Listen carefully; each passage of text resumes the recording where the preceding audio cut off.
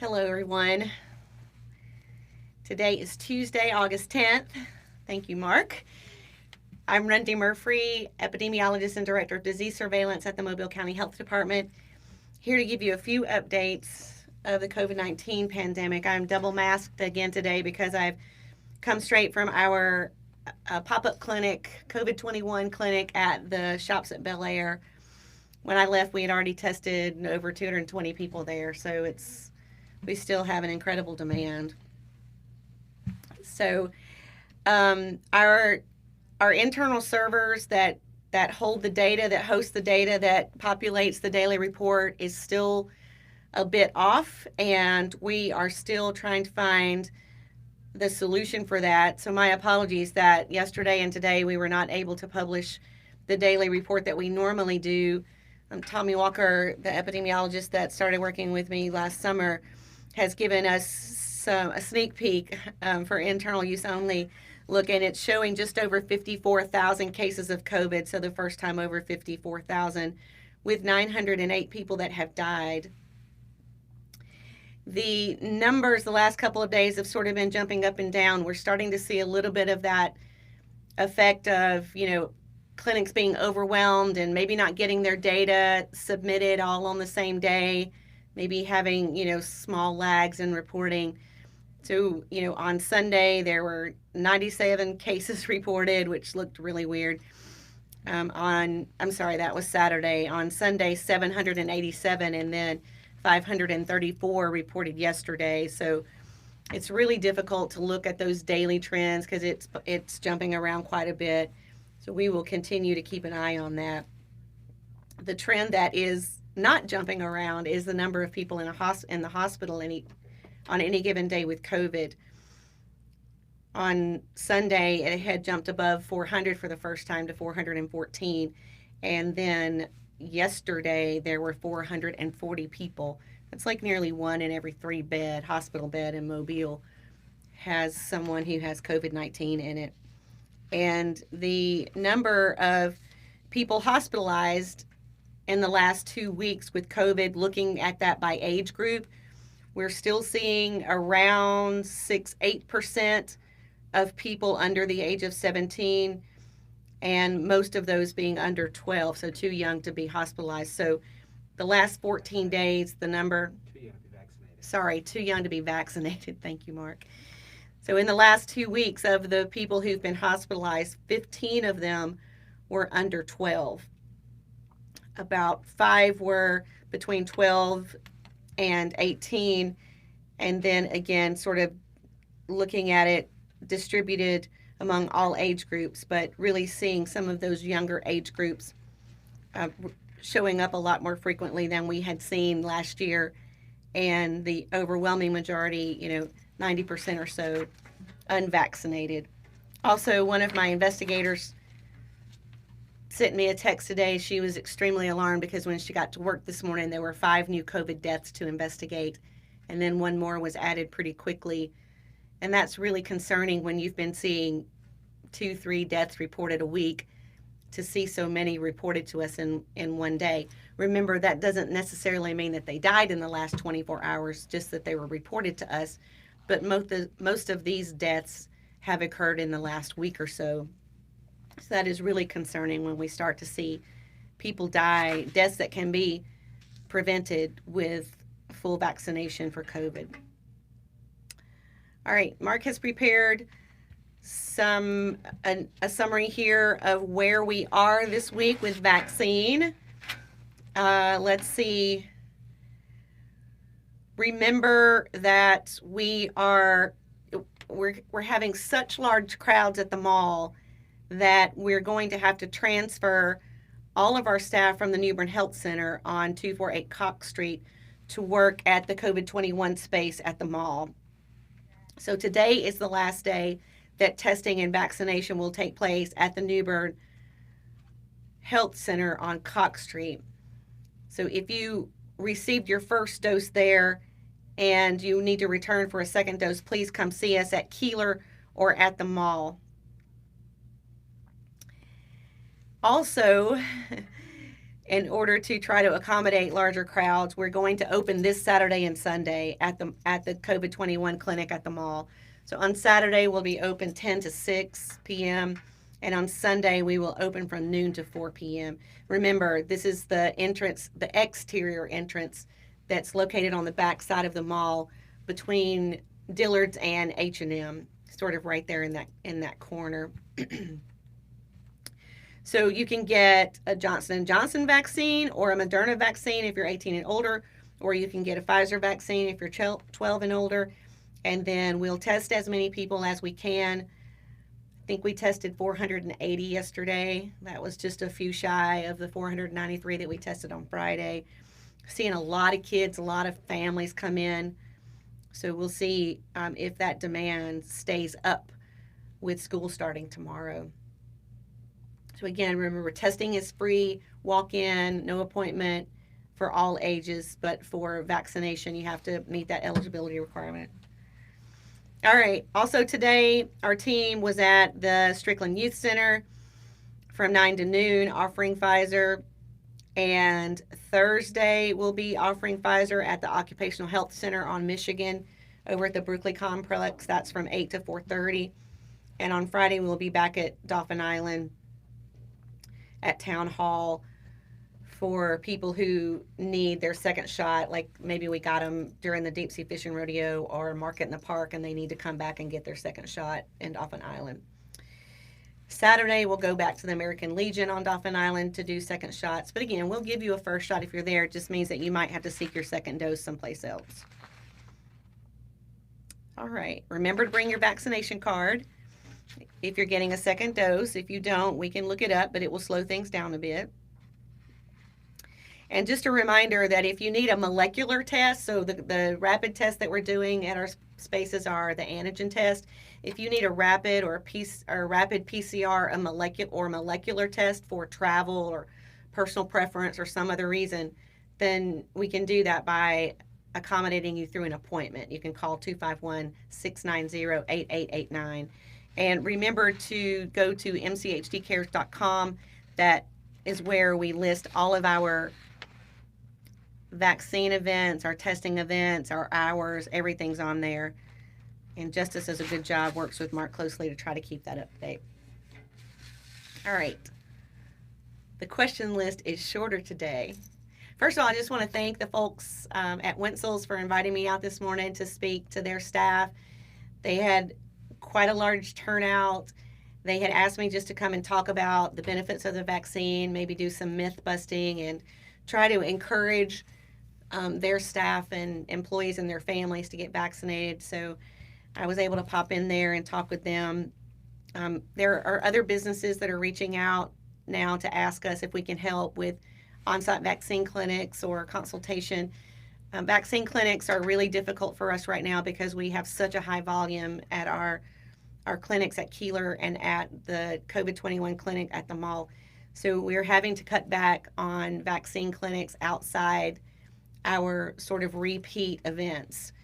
So we've had to apologize to a lot of community advocates, where churches and community centers and different location food banks where we had hoped to go and vaccinate so that we can get our staff at the more high volume locations at Keeler, at the mall, and at these sort of regular places we go, like occupational health and a couple other places around town. Strickland Youth Center being one of them. All right, so on to questions. So we've gotten a lot of questions about what does it mean for kids to quarantine or isolate if their parents COVID, what do the kids do? And someone was saying that they thought they got some misinformation at the mall yesterday, and so I'm not sure who signed your results slip, but if you can email covid19@mchd.org with the person's name that signed your results slip, I'd very much like to speak with them and make sure that we're giving out the most accurate information that is available. We get questions a lot, particularly parents who have tested positive and maybe have 3, 4, 5, 7, 8 kids, and most of them school age, and asking us what are they supposed to do. So in general, when a parent gets COVID, everybody in their household, particularly children, is meets the definition of a close contact. It's nearly impossible to keep parents away from children who need them for baths and reading, and bedtime, and dinner, and when they cry, that sort of thing. So in general, if a parent gets COVID, then it means their entire household, all their kids, need to quarantine for at least 10 days. I think the confusing part is that it's 10 days past their last exposure. So if the parent gets COVID, then they are potentially infectious for 10 days. So the kids would have to stay home for 10 additional days, right? Because they're still getting exposed by the parent while the parent's riding out their 10 days. And so the kids have to quarantine or watch themselves for symptoms, stay at home for another 10 to 14 days after the parent's last day. So this could mean that you have a family that's at home for a really long time. Because let's say parent's positive, they've got 6 kids, 6 kids are quarantining. 8, 9 days goes by. If one of the kids develops symptoms or tests positive, the quarantine date for the rest of them starts over. So now you've got another person that's potentially infectious for 10 days, and all the rest of the kids are still being exposed.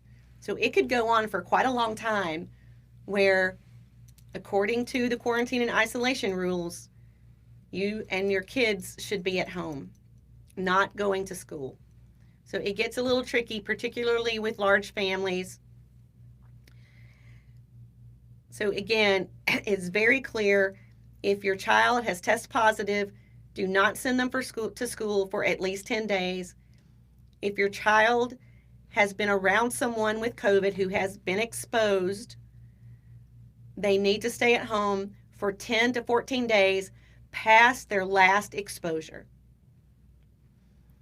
Now, the only exemption for school-aged kids in a K through 12 setting are if the school kid is vaccinated, or if the school kids get exposed at school and the COVID kid had on a mask and the exposed kid had on a mask. That's also a situation where you could continue going to school, not be excluded. It's super, super tricky, and parents are dealing with it, and teachers and superintendents and school nurses are dealing with it, and we are getting lots of requests for, well, what if this happens? What if that happens? So please take a look at the ADPH guidebook.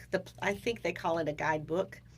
The brand new one that was released, I think, on the 3rd of August or somewhere the first week of August. And print out that document, print out the CDC toolkit for K through 12 schools, and have it handy so that when you find yourself confronted with one of these situations, you'll be able to interpret the guidance appropriately.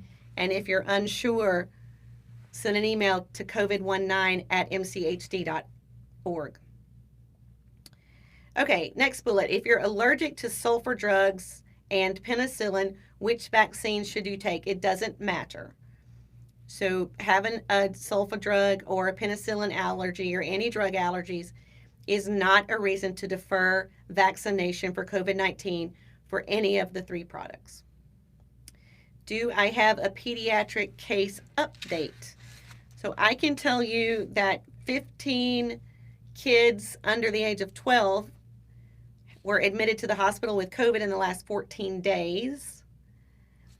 I can tell you in the last 14 days, 323 people under the age or 4 years old or younger have been diagnosed with COVID.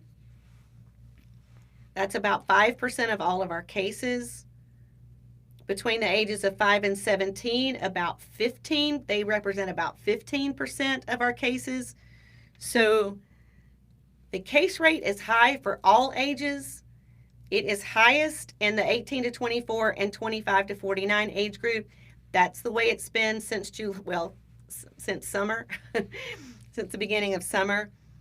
but we do have a large number of very small children getting diagnosed with COVID and a small number getting hospitalized with COVID. All right, we continue to get this question asking how a homebound person can get vaccinated at home. The Mobile County Health Department was doing in-home vaccination when the National Guard was still activated under the governor's emergency declaration for the COVID pandemic. When that declaration ended and the National Guard was demobilized, we were not able to continue vaccinating people in home. You can imagine it takes a lot of staff to get it going, and those staff are used to vaccinate 4 or 5 people a day, whereas we could use them in one of our clinics where we're vaccinating many more than that. So we also have a little bit, we want to make sure that our people are safe. So when the Guard was going with them, we really didn't have that problem, but that has been a concern for some of the people that have been going, who participate in the Homebound mission. What I've been trying to say is please contact your home health agency. So if you have oxygen delivered to you, or if you get physical therapy or respiratory therapy, talk to the agencies that provide those services to you to see if they are providing COVID vaccine, or contact a home health agency to see if they're taking new clients. Excuse me. So that is your best bet right now. When we are able to, we will reopen our portal for letting us know if you need homebound vaccinations. Thank you, Mark. Right now we have it turned off because we just don't have the staff to provide those in-home vaccinations. We know it's a great need, and we're hoping that we'll be able to get back to doing that, but right now we can't. All right, another bullet. A lot of people are doing home tests and testing positive. Do we have a phone number to report these? Do you want to know? Right now, there is no mechanism of reporting those to the Mobile County Health Department. You could potentially report your self-positive test to the Alabama Department of Public Health using the COVID-19 report card. Report stands for something, I don't remember what it is, but perhaps I'll work with Mark to put a link to that report card on Facebook so that you can see it. Someone asking me why schools have not pushed their return to school date back a few weeks. I don't know the answer to that. I'm not among those conversations. Again, part of the decision for schools to open or close or delay or allow a virtual option, it all has to do with how much COVID is going on in the community and how many students are out with COVID, how many teachers are out with COVID. So maybe some of these schools that have announced a choice to delay, perhaps they already have students out or already have teachers out, and so they can't open. I don't know.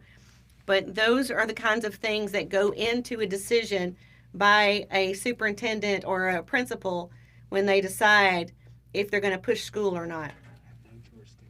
Oh, yeah, that's right. Sorry.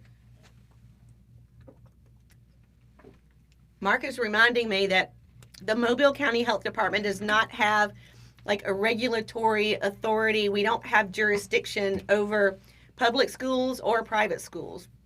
We inform, we guide, we educate, we assist, but it is up to the school to make decisions about delay, about mask mandates, about virtual options, about when to open, when to close. We don't do that. So someone asking why you have to wait 3 weeks to get a second shot. So through the 3 weeks wait is for the Pfizer shot. I haven't been asked lately about sort of how the biology of a 2-dose vaccine series works. But what happens is you take the first dose and you get some immune response. Then you wait a couple of weeks and you take another dose to really boost your overall immune response to give you that 94, 95% protection. So That's why there are other vaccines that require a multi-dose series for children. You know that MMR, measles, mumps, rubella, that is a multi-dose series so that you get some protection, then a little bit of boost, and then a longer boost later on. For shingles, for adults, you have to, take 2 vaccines, one to begin with, and then a month or more later. So it's very common through the development of the vaccine and through the clinical trials for manufacturers to recognize that you're not going to get a full protection in your immune system by just a single shot. Not in every vaccine. All right, self-test, somebody else asking about self-test and if they're reported as positives. Someone asking about ivermectin. So this, ivermectin is something that there are some myths and misinformation going on out there about the use of livestock ivermectin and it being a treatment for COVID. Please do not buy a livestock pharmaceutical or a companion animal pharmaceutical and try to treat yourself for COVID-19. That is not something that you want to try. Mark, if you'll remind me, I've got a really good summary on ivermectin that I can talk about later in the week. Any guidance pertaining to boosters? So I mentioned yesterday that the CDC Advisory Council on Immunization Practices is meeting Friday. I've not seen the agenda. I don't know that it's published yet. It's a public meeting. They are going to look at science and safety and effectiveness data on whether or not a booster series, a second series, or a booster shot would be helpful for people who have underlying medical conditions or if they're older. How long is the Delta variant airborne? So it's not airborne. It is transmitted on respiratory droplets.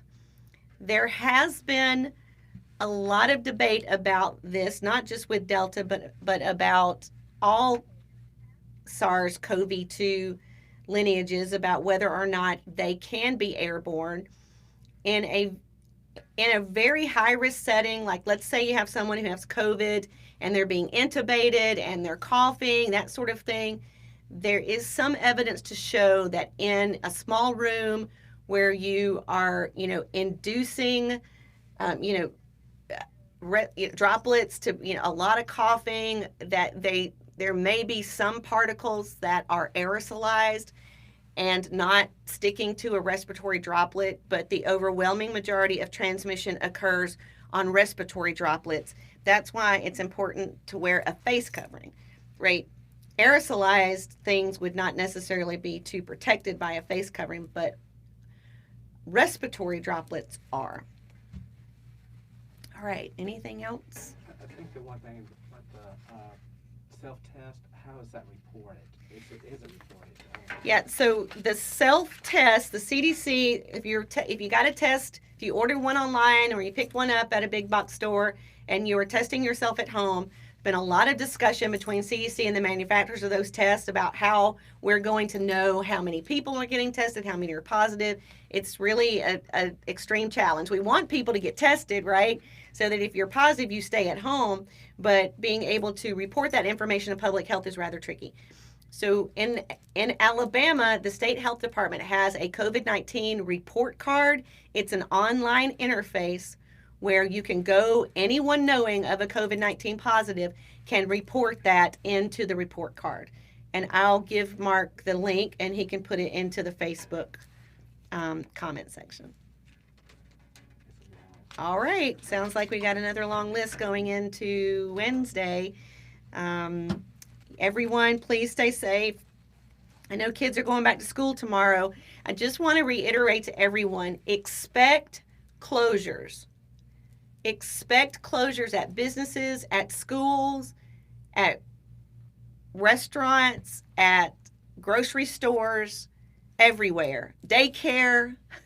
Expect closures because people, as COVID continues to burn through our community that has only about 1 in 3 fully protected for COVID, we are going to see it get worse before it gets better.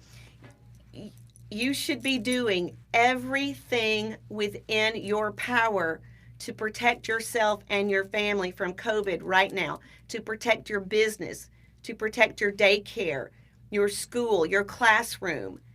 All of those layered prevention measures need to be in place now.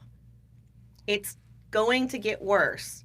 So please do what you can, get vaccinated, cover your mouth, wear a face covering, distance, wash your hands, stay at home if you're sick or if you're exposed, stay at home. If you're in a workplace, increase ventilation to the greatest extent possible. Let your workers stay home if they're sick to try to keep your entire workforce from getting COVID. So do everything that you can now to try to slow COVID in your home, in your businesses, in your agencies, and in our community. We'll talk again tomorrow. Stay safe, everybody.